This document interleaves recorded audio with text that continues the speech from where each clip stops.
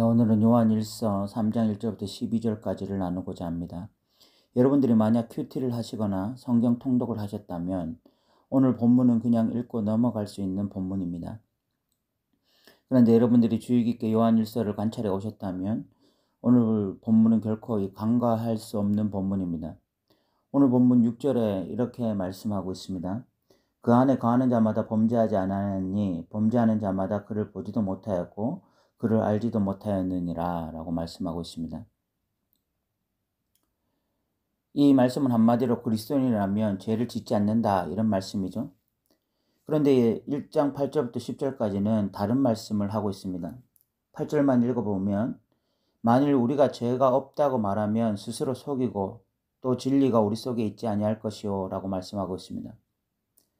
1장 8절에서는 우리가 죄가 없다고 하면 스스로 속이는 것이다 라고 말씀하는데 이는 그리스도인이라도 죄를 지을 수밖에 없다 이런 이야기입니다. 그렇다면 요한은 한쪽에서는 죄를 지을 수밖에 없는 그리스도인들을 말하고 또 한쪽에서는 죄를 지으면 그리스도인이 아니라고 말을 하고 있으니까 요한일서 자체가 모순이 있는 것처럼 보일 수 있습니다. 만약 요한일서가 이 내용상 모순이 있다면 결국 이것은 성경 전체가 모순이 있다는 말과 동의어가 되니까 이는 상당히 심각한 문제가 아닐 수 없는 것이죠. 이 문제를 해결하기 위해서 날고 기는 신학자들이 각자 저마다의 이 해결책을 내놓았습니다. 첫 번째 해결책은 오늘 본문에서 말하는 죄는 이 살인과 같은 끔찍한 죄로 해석하는 것입니다. 그리스도인이라면 그런 끔찍한 죄는 지을 수 없다 이렇게 말한 것이죠.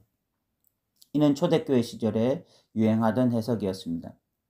두 번째가 그리스도인들은 이론적으로는 죄를 짓지 않는 자이지만 실제적으로는 죄를 지을 수밖에 없는 존재다 이렇게 해석하는 것입니다. 1장에서는 실제적 의미에서의 해석이고 3장에서는 이론적인 부분으로 해석을 한 것이죠. 세 번째는 요한이 이 이상에 대해서 말하고 있다 이런 해석입니다. 실제적으로는 불가능하지만 이 이상적인 그리스도인을 그리고 있다 이렇게 해석하는데 이는 칼빈의 해석입니다. 네 번째는 그리스도인들은 죄를 짓기는 하지만 이 고의적인 죄는 지을 수 없다는 것입니다. 이는 존 웨슬레의 주장입니다. 여기서 말하는 죄는 고범죄라는 것인데 그리스도인들은 고범죄는 짓지 않는다 이런 뜻이죠. 마지막 견해는 그리스도인들은 지속적이고 상습적인 죄를 짓지 못한다는 것입니다. 여기 쓰인 이 죄라는 헬라어 동사가 현재 시제이면서 지속적이고 상습적인 죄를 의미하기 때문에 이렇게 해석하는 거죠. 그리스도인들은 상습적으로 지속적으로 계속해서 죄를 지을 수는 없다 이런 뜻입니다. 이런 다양한 해석으로 이 모순되어 보이는 본문을 해결하려고 했지만 이 완전히 속 시원한 대답을 찾지는 못한 상태이고 이 본문은 여전히 신학자들에게는 굉장히 어려운 본문으로 남아있는 본문입니다. 그런데 이 부분에 있어서 깊은 통찰력을 주는 하나의 이론이 있습니다. 메리 더글라스라는 사람이 레위기 11장과 관련해서 이 정결과 부정에 대한 개념을 말했는데 레위기 11장의 정결한 것과 부정한 것의 차이를 유심히 살펴보았을 때에 정결한 것은 원래 하나님의 창조 질서에 맞는 것이라면 부정한 것은 원래 창조 질서를 벗어난 상태라는 것입니다. 이를 더글라스는 원래 그 자리를 지키고 있는 것, 영어로는 in place라고 했고 그 자리를 벗어난 것을 out of place라고 했습니다. 이 이론은 요한일서를 해석하는 데 큰 도움을 준다고 저는 생각합니다. 저는 이 메리 더글라스의 해석을 보기 전에 이미 그런 생각을 하고 있었는데 메리 더글라스가 이런 이론을 말해줌으로써 이것이 더 구체적이고 분명해지는 것 같습니다. 요한은 1장부터 시작해서 계속해서 소속을 나누었습니다. 빛과 어둠, 죄의 자백과 거짓, 계명을 지키는 것과 지키지 않는 것, 사랑하는 것과 미워하는 것, 하나님의 백성과 적그리스도, 이 모든 것은 사실 소속의 문제였습니다.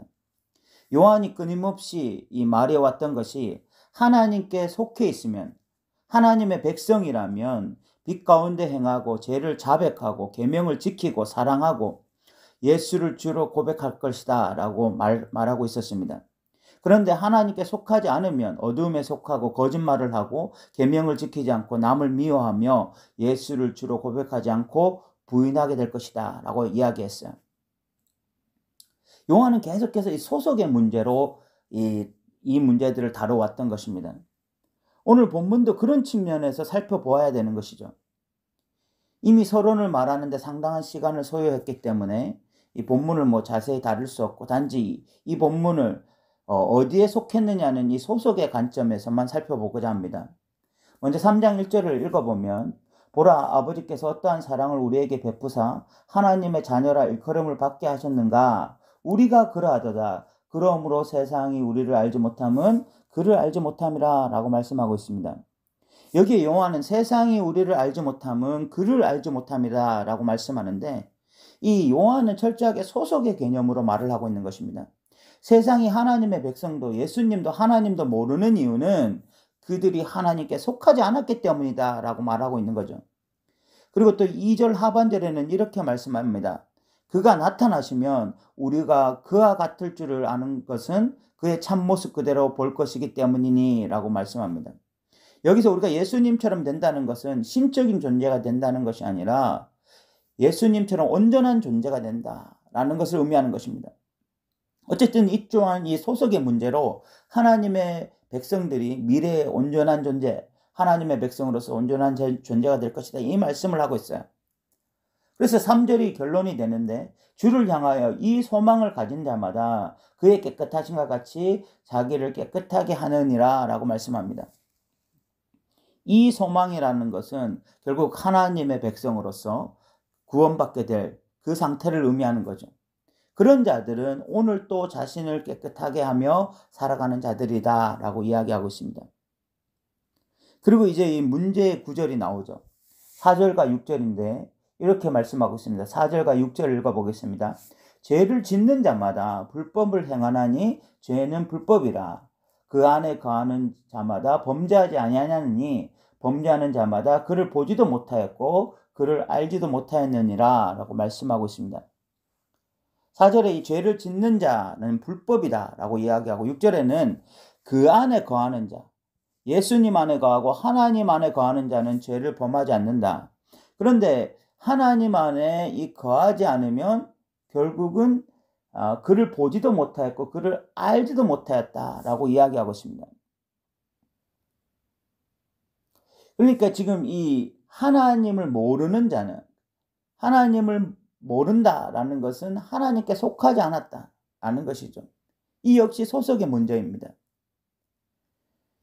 이 그 안에 이 거하는 자라는 것은 더글라스가 말하는 것처럼 그 안에 머무는 자를 의미하는 거죠. 그러니까 하나님께 속해 있는 자입니다. 하나님께 속해 있으면 빛 가운데 사는 삶을 살고 죄를 진심으로 고백하고 계명을 지키는 삶을 살고 형제를 미워하기보다 사랑하고 세상을 사랑하기보다 하나님을 사랑하며 예수를 주로 고백하는 삶을 살죠. 이것이 하나님 안에 머무르는 사람입니다. 그런 사람은 분명히 하나님께 속해 있는 거죠. 하나님께 속해 있다는 것은 완전하게 죄를 짓지 않는다는 것을 의미하는 것이 아니라 죄를 지어도 여전히 하나님 안에 머물러 있는 거예요. 하나님 뜻 안에 머물러 있는 것입니다. 그래서 죄를 지을 때 죄의 고백이 있는 것입니다.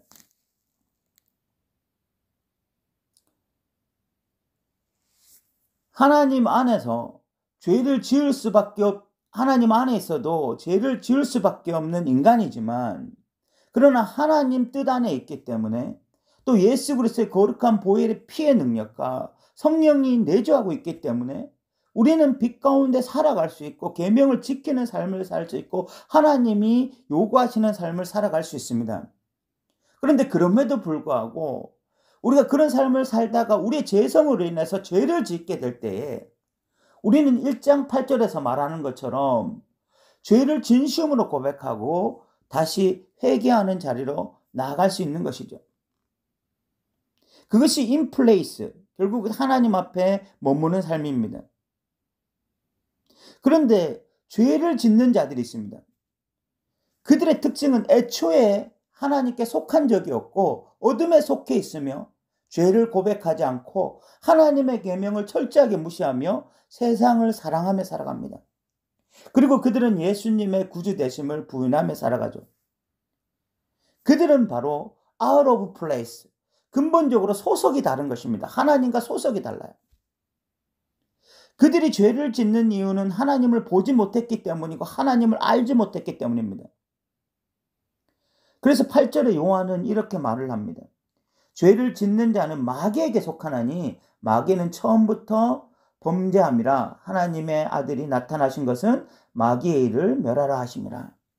그들의 소속이 바로 마귀에게 속해 있는 것이다 라고 말하고 있는 것입니다. 결국 그들의 소속이 이런 결과를 초래한 것이죠.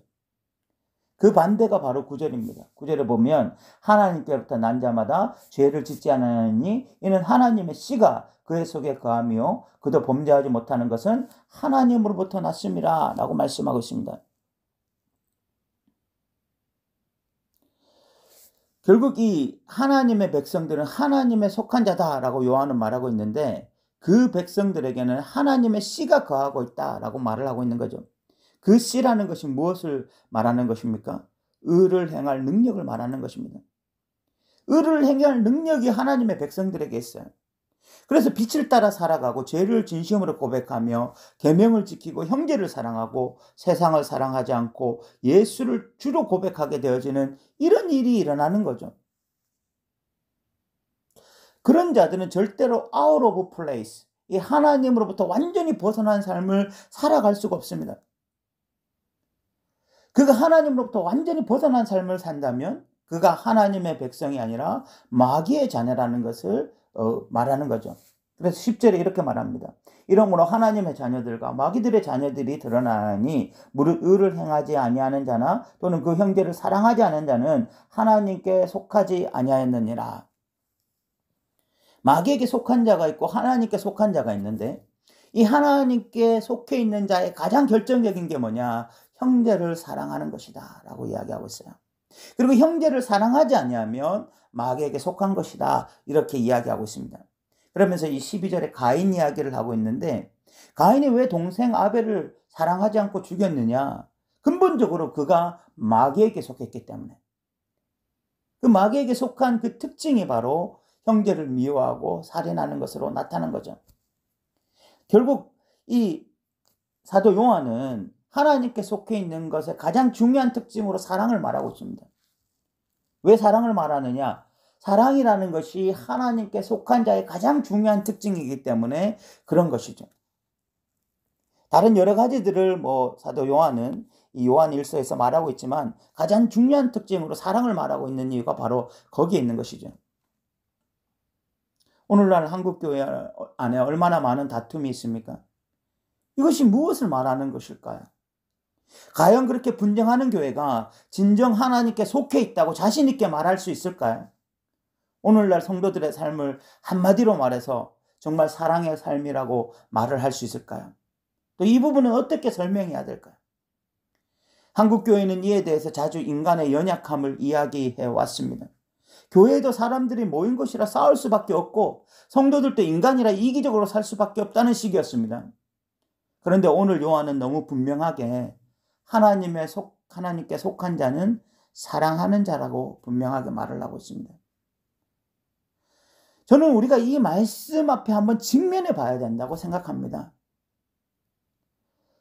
진리의 말씀을 회피하고 요리조리 피하면서 자꾸 명분을 만들어내는 것이 아니라 우리가 정말 하나님 앞에서 살 수 있는 길은 이런 진리의 말씀 앞에, 이런 명확한 하나님의 말씀 앞에 우리 자신이 직면하고 그리고 우리 자신을 냉철하게 한번 살펴보고 우리가 이 말씀을 벗어나서 지금 out of place 하고 있다면 하나님의 뜻 안에 머물러 있지 못하고 하나님 안에 머물러 있지 못하고 하나님 앞에서 벗어난 삶을 살고 있다면 우리가 살 수 있는 유일한 길은 이것을 진심으로 하나님 앞에 고백하고 하나님 앞에 가슴을 찢고 회개하면서 하나님께 돌아가서 긍휼과 자비를 구하는 것이라고 믿습니다. 이 동영상을 듣고 있는 분들은 하나님 앞에 정말 정직했으면 좋겠습니다. 정직의 영이 우리를 사로잡았으면 좋겠습니다. 그래서 하나님 앞에서 정말 내가 하나님께 속해 있는가를 진지하게 점검하고 하나님께 속해 있다면 사랑의 열매를 맺어가는 저와 여러분 되시기 바랍니다. 들어주셔서 감사합니다.